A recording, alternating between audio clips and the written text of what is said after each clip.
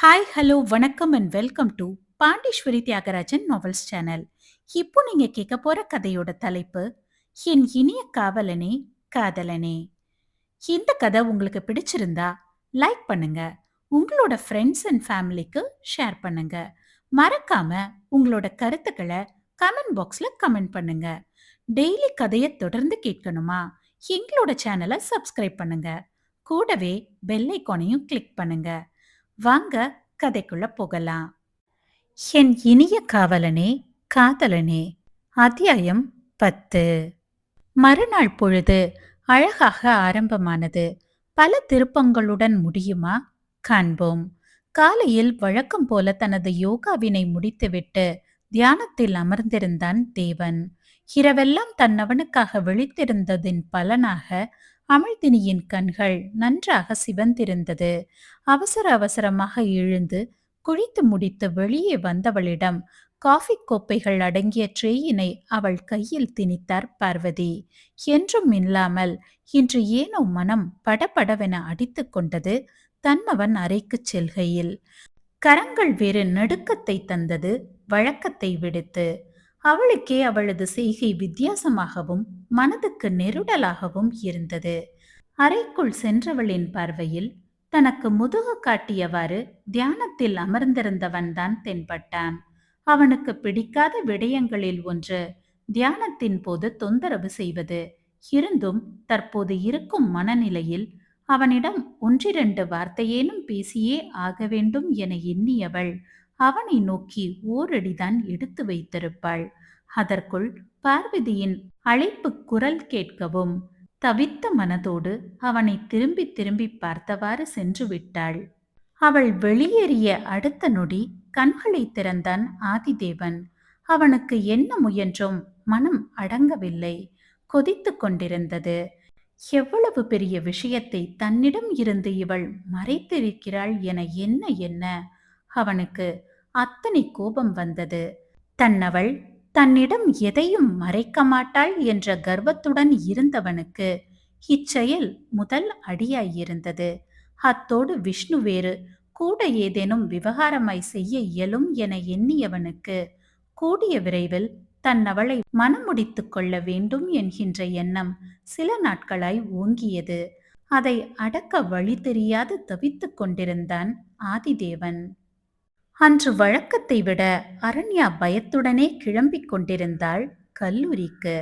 ஹாசினி மட்டும் தன்னிடம் ஏதேனும் கேட்டு வைத்தால் நிச்சயம் தான் உளறி கொட்டி விடுவோம் என தவிப்புடனே காணப்பட்டாள். அனைவரும் காலை உணவை முடித்துவிட்டு அவரவர் வேலைக்கு சென்றனர். எப்போதும் போல கதவு இடுக்கில் தன்னவனை பார்க்க சிறிதும் திரும்பி பார்க்காது விறுவிறுவென்று நடந்து சென்று விட்டான். அமிழ்தினிக்கு முனுக்கென்று கண்ணீர் வந்துவிட்டது. முதல் முறையாக தன்னவன் இவ்வாறு தன்னை தவிர்க்கின்றான் என எண்ணியவளுக்கு மனமெல்லாம் வலித்தது. தன்னை இயல்பு போல காட்டிக்கொள்ள முடியவில்லை அவளால். விஷ்ணுவிற்கு தமையனையே ஏக்கம் நிறைந்த விழிகளுடன் பார்த்து கொண்டிருந்த ஹாசினி கண்ணில் படவும் அவனுக்கு மனம் சொல்லொன்னா உணர்வில் தத்தளித்தது. இவளுக்காகவாவது ஏதேனும் செய்தே ஆக வேண்டும் என உறுதியாக நினைத்தவன் தனது வண்டியை எடுத்துக்கொண்டு புறப்பட்டு இருந்தான் அலுவலகத்திற்கு. இங்கு வழக்கம் போல வகுப்புகள் ஆரம்பமானது. இரண்டாவது வகுப்பு முடிந்து கிடைத்த சிறு இடைவெளியில் தனது தோழியை பார்த்த ஹாசினி, ஹேய் அரண், என்னடி மார்னிங்ல இருந்து மூட் அவுட்ல இருக்க? என்னாச்சு? இனி என்ன ஆகணும் என எங்கோ வெறித்தவாறு கேட்க அதில் முகத்தை சுழித்த ஹாசினி, என்னடி உளர்ற? ஹா, அது நான் கிளாஸ் சரியா கவனிக்கல, அதான் இனி அடுத்த கிளாஸ்ல என்ன ஆகும்னு கேட்டேன் என அசடு வழிய உளறியவளின் தோளில் தட்டியவள், லூசு, என்ன காலையிலேயே போதையில் இருக்க மாதிரி பேசுற? என்ன விஷயம்னு சொல்லு. எதுவும் எதுவும் இல்ல ஹனி. சொல்லு அரண், நான் கிட்ட சொல்ல மாட்டியா? அவ்வளவுதான். நேற்று மாலை நடந்த விஷயத்தை கடகடவென ஒப்பித்து விட்டாள். கேட்ட ஹாசினிக்கு உலகமே சுற்றுவதை நிறுத்தியது போல் ஆனது. தான் விரும்பியது அவனுக்கு தெரிந்தாலும் சரி, தெரியாது போனாலும் சரி, மனம் கவர்ந்தவன் தனக்கு மட்டும்தான் என்கின்ற இருமாப்பில் இருந்தவளுக்கு பேரிடியாய் அமைந்தது இவ்விடயம். அவளால் ஜீரணிக்கவே முடியவில்லை. கண்ணில் சட்டென நீர் திரையிட்டாலும் அதனை வெளியே சிந்த தயாராய் இல்லை. கண்களை இறுக மூடி தன்னை கஷ்டப்பட்டு நிலைப்படுத்திக் கொண்டவளின் மனக்கண்ணில் விஷ்ணு வந்து நின்றான்.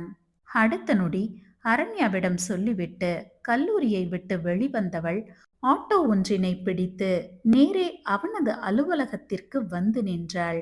கமிஷனர் அலுவலகம்.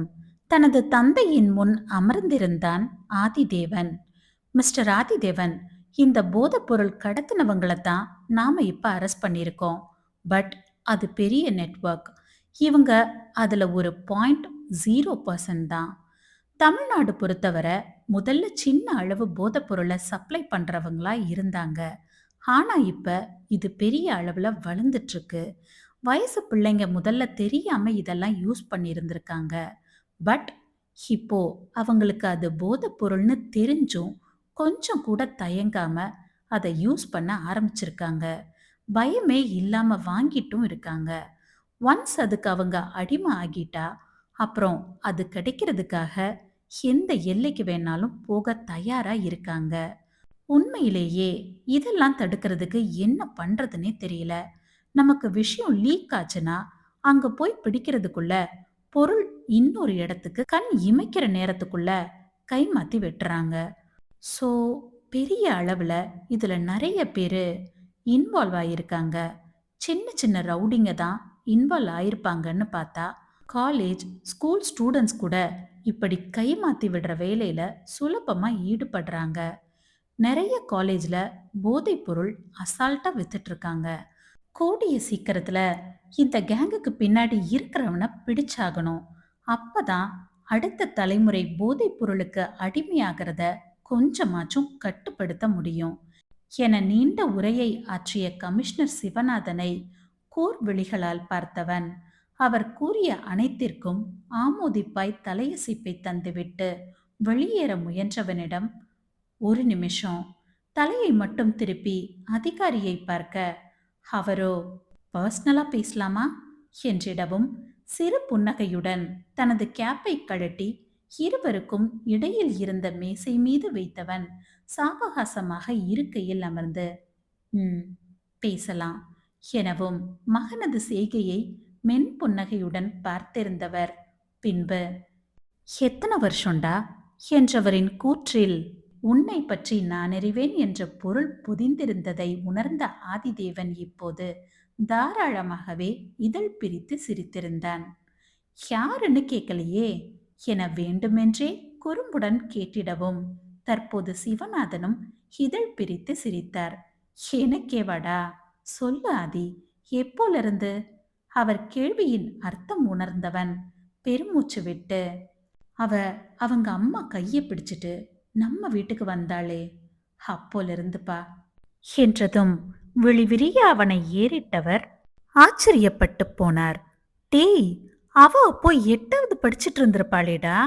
தந்தையின் கூற்றில் தலை குனிந்து சிரித்து கொண்டவன் ஆமாப்பா, அப்போ இருந்துதான் என் உயிரை வாங்குறாப்பா. முடியல, அதான் சரின்னு லவ் பண்ண ஆரம்பிச்சிட்டேன் என இலகுவாக கூறியவனை வாயடைத்து பார்த்தார் சிவநாதன். பிறகு மகனை நிதானமாக பார்த்தவர் மனசு லைட்டா உறுத்துச்சுப்பா. அவ அம்மா இறந்ததால தான். நீங்க அப்படி நினைக்கிறீங்களாப்பா என பட்டன கேட்டவனை நேருக்கு நேராய் பார்த்தவர் இல்லப்பா, இருந்தாலும் நம்மளை நம்பி நம்ம வீட்டுல இருக்கா. அவளை எக்காரணத்துக்காகவும் மனசு கஷ்டப்படுத்திடக்கூடாதுல. அதான் ஒருவேளை அவ மேல பரிதாபத்துல அவளை விரும்புறியோன்னு கொஞ்சம் நினைச்சேன். சாரிப்பா. பா, என்ன நீங்க சாரிலாம் கேட்டுட்டு?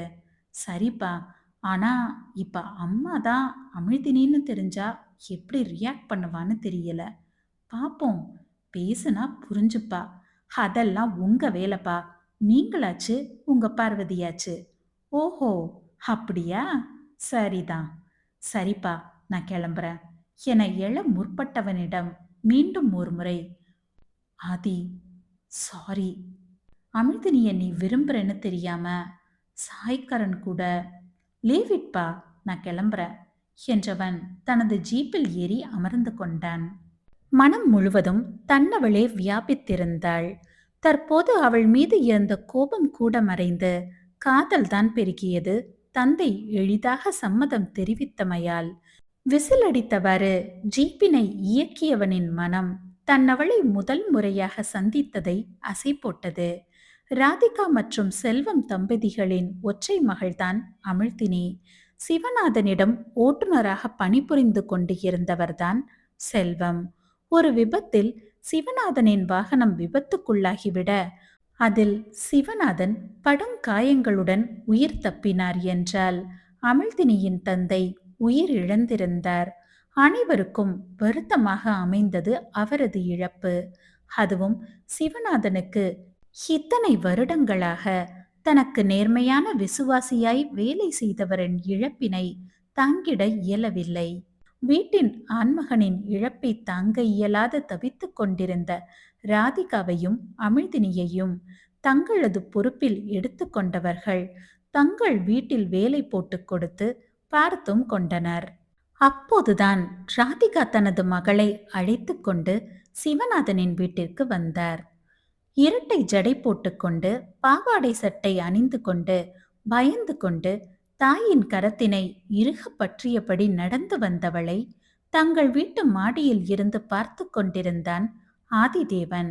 ஏதோ பேய் வீட்டிற்குள் போவது போல பயந்து பயந்து வந்தவளை கண்கள் சிரிக்க பார்த்தவனை சாய்கரன், டே தேவ், வாடா விளையாடலாம் என அழைக்கவும் அவளை பார்த்தவாறு சென்று விட்டான். அன்றுதான் முதல் முறையாக அங்கு வந்திருந்தாள் அமிழ்தினி. ராதிகாவும் வேலை செய்துவிட்டு அமிழ்தினி மாலை வீட்டிற்கு வருவதற்குள் சென்று விடுவார். அன்று விடுமுறை என்பதால் தாயை விட்டு இருக்க மாட்டேன் என அடம் பிடித்தவளை சரி என்று இங்கு அழைத்து வந்து விட்டார். ஆதிதேவனும் சாய்கரனும் அப்போது பொறியியல் முதல் வருடம் படித்துக் கொண்டிருந்தனர். அச்சமயத்தில்தான் சிவநாதன், வெற்றி மற்றும் கணேஷ் மூவரும் ஒரே போல வீடு கட்டி கொண்டிருந்தனர். வெற்றியும் சிவநாதனும் அரசு குவார்ட்டர்ஸில் அருகருகே தங்கியிருந்தனர். கணேஷ் அவர்களை விட்டு சற்று தள்ளி தங்கியிருந்தார். இவ்வாறு விடுமுறை நாட்களில் அமிழ்தினியை அழைத்து கொண்டு ராதிகா வந்து விடுவார். ஆதிதேவனும் அவளைத்தான் ஆர்வமாய் பார்ப்பான். தன்னையே சில சமயம் கடிந்து கொள்வான், இப்படி பார்க்கிறோமே என்று.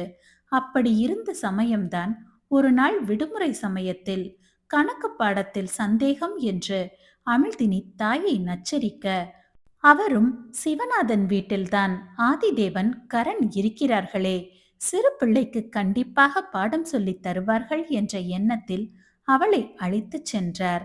அவர் உள்ளே வந்த சமயம் சாய்கரனும் வர அவனிடம் சொல்லித் தருமாறு கேட்கவும், கரனும் தனது தங்கைக்கு சொல்லித் தருவதால் அவனும் சரியென்று அவளுக்கு சொல்லிக் கொடுத்து கொண்டிருந்தான். அப்போது விஷ்ணு, ஹாசினி, அரண்யா, யோகினி நால்வரும் அங்கு வந்து கத்திக்கொண்டு விளையாடவும் தொந்தரவாக எண்ணிய கரண் அவளை அழைத்து கொண்டு மாடிக்கு சென்று விட்டான். அவன் சொல்லிக் கொடுத்த சமயம் ஆதிதேவனிடம் அமிர்தா கரனை அழைக்கவும் அதை சொல்ல அவனை தேடி வர அங்கு அமிழ்தினி இருக்கவும் மனம் ஏனோ படபடவென அடித்து கொண்டது அவனுக்கு. தோழனிடத்தில் அமிர்தா அவனை அழைப்பதாய் கூறியவன் அமிழ்தினிக்கு தான் சொல்லித் தருவதாய் கூறினான். சாய்கரனும் அன்னையை தேடி சென்று விட்டான். இருவரும் தனித்து விடப்பட்டிருந்தனர். அமிழ்தினிக்கு ஏனோ ஆதிதேவனை காண்கையில் ஏதோ செய்யும். அவனை நிமிர்ந்து கூட பார்க்க மாட்டாள். அவனது கூர்பார்வை அவளை வெட்டி தின்பது போல் உணர்வாள். இப்போதுதான் அவனை அருகில் பார்க்கின்றாள். அவளுக்குமே ஒருவித அவஸ்தையாக இருந்தது. அவனும் மென் புன்னகையுடன் அவளுக்கு கற்றுக் கொடுக்கலானான். தெளிவாக கற்றுக் கொடுத்தான் தேவன். அவளது கவனம் புத்தகத்தில் இருந்தாலும் அவ்வப்போது அவனை கடைக்கண்ணால் பார்த்தாள். அவனது கூர் விழிகளால் கணித புத்தகத்தை பார்த்து கொண்டிருந்தவனை இவள் ஆராய்ந்தாள். அவளது பார்வை தன்மேல் படுவதை அவனால் உணர முடிந்தது. சட்டென அவளை திரும்பி பார்க்கவும் திகைத்து விட்டான். தொடரும்.